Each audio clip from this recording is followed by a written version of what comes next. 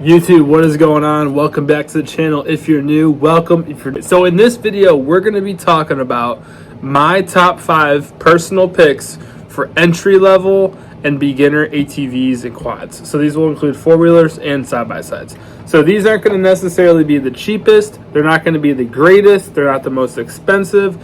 They're all very intermediate but super solid ATV and four-wheelers that you can buy that will last you. They'll be super fun. And even as an expert or a pro, you'll still have fun on these machines. So this list is going to vary. I have 2 four-wheelers and 3 side-by-sides that we're going to talk about. 2 of the side-by-sides are sport, and the other one is going to be more of a utility comfort side-by-side. So we're going to talk about value, power, and make sure you're getting the best bang for your buck.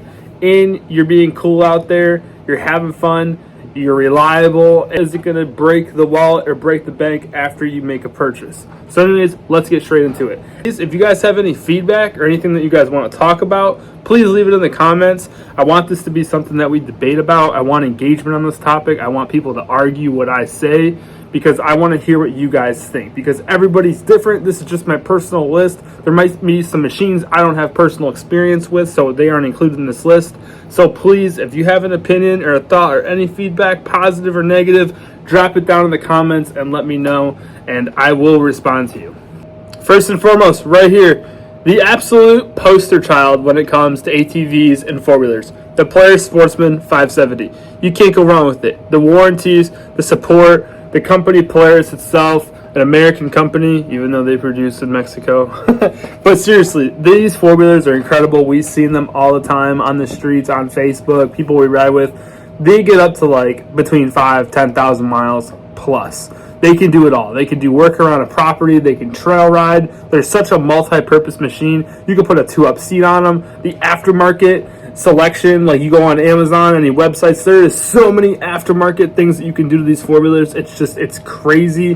They're very easy to work on. The CVT drive is very smooth, and they have a nice low-end grunt that they're great for doing work.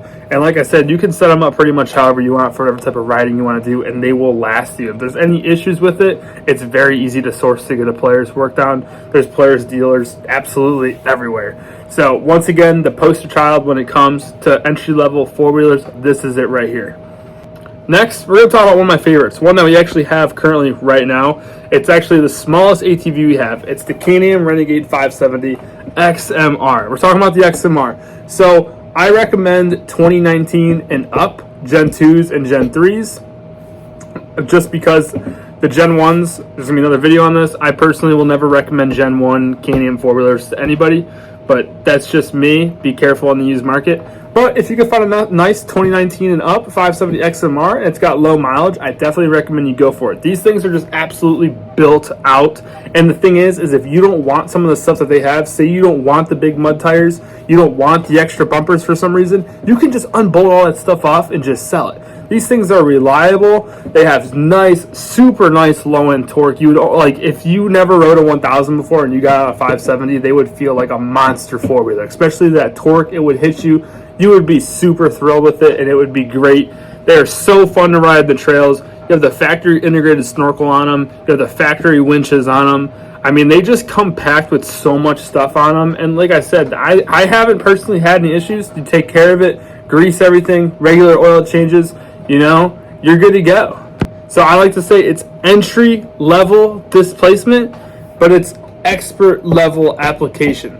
That's my motto. Me, all I do is typically ride 1000s, but I hop on that 570 and I have a good time. So it is one of the best entry level four-wheelers, and even if you are a pro, you can still have fun on it. You can wheelie that thing, you can do water wheelies on it, you can put bigger tires on it, you can do the clutching, just like the Polaris Sportsman. There's so many aftermarket things that you can do to this platform. It just makes a great four-wheeler to have. And it's a great starting point. If you eventually want to work your way up and get a 1000, you can definitely do that. Now, some advice from me, I do not recommend from going to the 570 to 650. That is not an upgrade at all. You'll be very disappointed. You need to go up to a big bore like the 850 or 1000s. So please do not upgrade from a 570 to a 650. I'm in the forums on Facebook all the time arguing with owners about this. That's not an upgrade.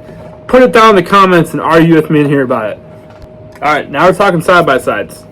The Can-Am Maverick X3 DS. So it's the 120 horsepower model.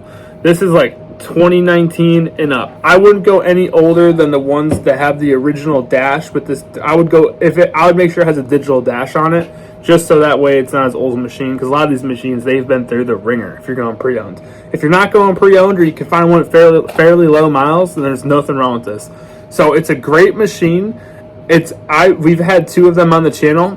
120 horsepower is more than enough. And if you get an older one, the tuning capabilities is a lot easier and cheaper. So you could take that 120, throw a couple bolt-on upgrades, throw a tune on it, you can get up to like 155, 175 in it. Just be careful, because if I was going 175, we would install an intercooler on the back. But it's super easy. It bolts right up. You can actually take one off of another unit and put it onto your 120 horsepower model. They're super easy to upgrade. So if you're worried that 120 is not going to be enough, you can get a used one for a good deal. You could spend like $1 or $2 grand, and you can get 170 horsepower out of one of the machines if you spend it right and you go the right avenues to purchase the parts. I mean, seriously. And they're great machines. They're super capable. And it being 120 horsepower, all the components on it, like the axles, the drivetrain, most of it's the same components that the 200 horsepowers have on it. So it's going to be just less wear and tear on all that stuff. So it actually makes them like more reliable. And honestly, like, if you're doing trail riding, like a lot of the tight trails in the woods, you really won't have an issue having 120 horsepower, especially getting out of the mud holes. If you have a nice set of tires, maybe you do some upgrades, light up like springs in the clutches, you'll be completely fine. But now if you're going to be doing dune riding and you plan on having the side-by-side for a while, I would maybe look into the 200 horsepower models, or maybe the older 175s stock. Just because if you're doing straight line up dunes, I mean, you'll be able to really feel the extra power. But for woods riding, 120 horsepower is really honestly enough. Next, we're talking about some CF Moto, the U10 Pro Highlander. Okay, it's a new unit. You might not be able to find it pre-owned, but listen to me, hear me out. $24,000 for a unit that Can-Am and Polaris makes. The competitors have the same unit for like 40 grand plus. Okay, maybe 35,000 for some of the older units. Whatever, I don't care. 24K for like a 2026 model with heating, ventilation, heat, all that stuff. HVAC, tip out windshield, winch, standard dump bed, fully enclosed, real glass windows, windshield, you name it. Apple CarPlay, 4-wheel drive, front and rear diff lock. Oh, I mean, come on, man. Listen, I understand CF Moto is new to the game, okay?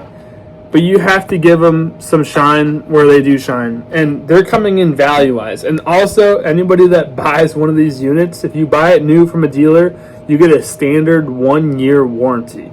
And obviously, like, not the belt and stuff, but you get it on everything else. I just have to throw that unit in here because, I mean, watch some reviews on it.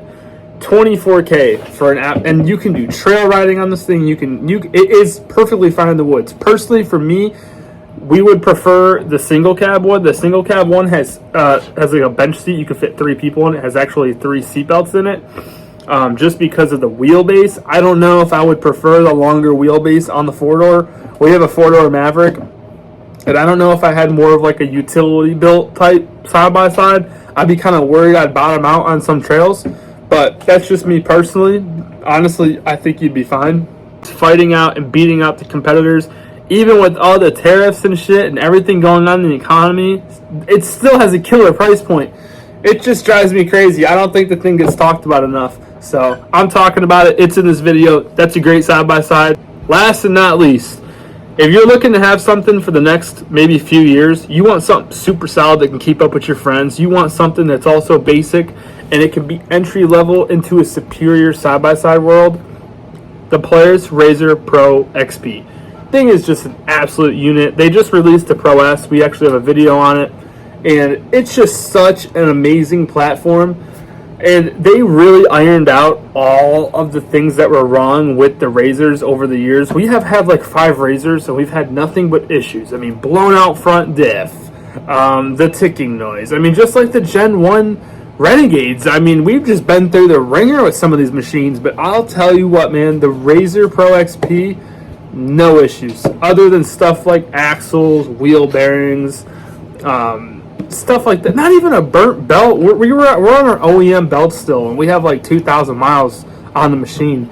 The Pro XP is one of the best, honestly. Like I said, if you want the last few years, it's fast. They come with like 180 something horsepower, so they're super fast out of the gate. They have that turbo on them, that little turbo, so they're super, that low end. They're quick. A little bit of turbo lag, but you'll be okay. You'll be okay. It's a great machine, and the aftermarket stuff available for the machine is just a laundry list of stuff you can do. So those are the machines that I recommend. Leave me some feedback. I think those are 5 great platforms.